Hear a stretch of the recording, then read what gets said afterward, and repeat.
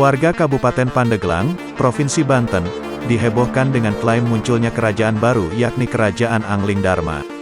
Kerajaan itu terletak di Kampung Salangsari, Desa Pandat, Kecamatan Mandalawangi, Pandeglang, Banten. Kondisi istana Kerajaan Angling Dharma pun megah dan terlihat mencolok karena letaknya di pinggir jalan. Pada bagian depan, terdapat gapura khusus yang menyambut seluruh tamu.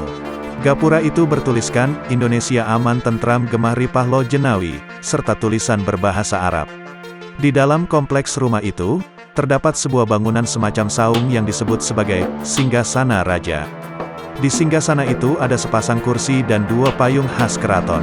Diketahui kalau pemimpin Kerajaan Angling Dharma bernama Baginda Sultan Iskandar Jamaluddin Firdaus.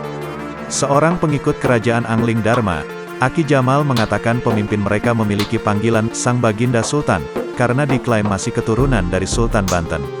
Adapun istri, Sang Baginda Sultan, bernama Siti Aisyah binti Samun.